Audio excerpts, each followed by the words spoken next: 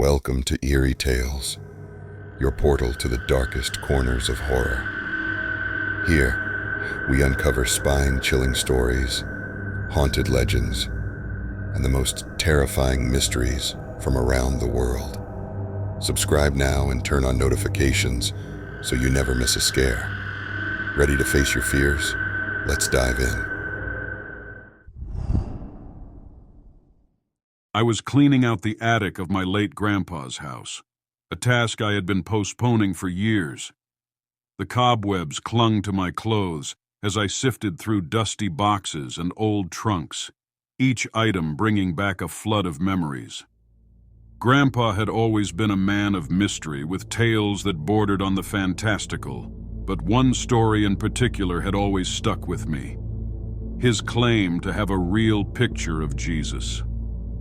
I never took his stories too seriously, chalking them up to his vivid imagination and his penchant for the dramatic. Still, the curiosity lingered. As I rummaged through a wooden chest filled with yellowed papers and faded photographs, my fingers brushed against something peculiar. It was a small, framed photograph, its edges worn with age. I wiped the dust from the glass and peered at the image, my heart skipping a beat. The photograph was of a man dressed in simple robes, his face etched with sorrow and regret.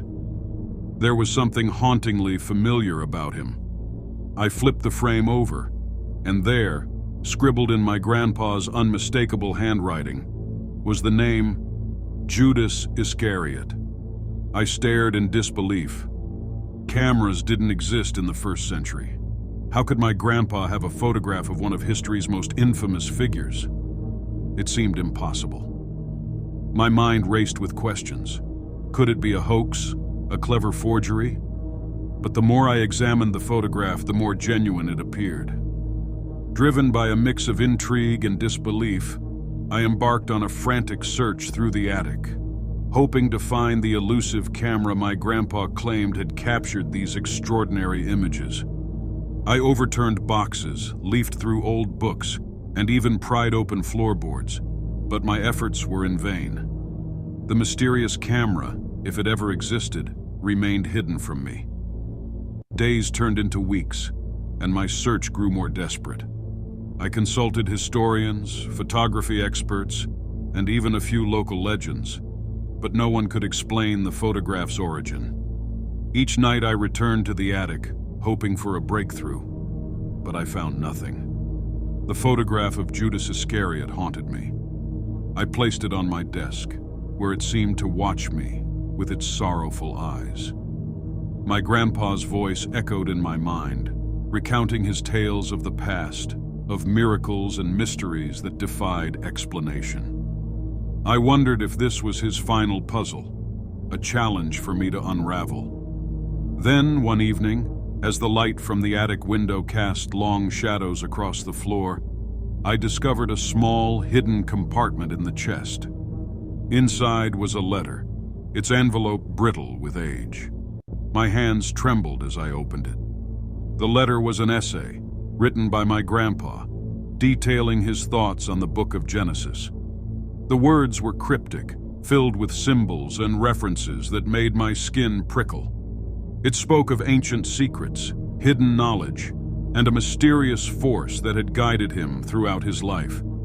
The details made me shiver.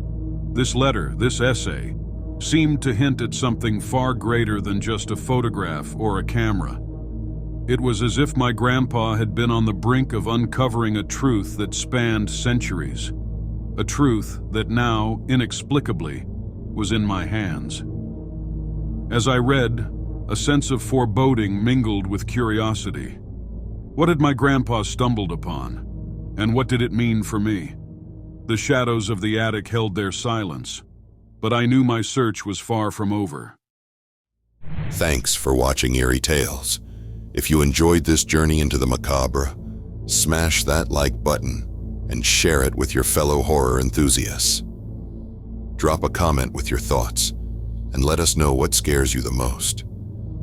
Don't forget to subscribe and hit the bell icon for more spine-tingling content.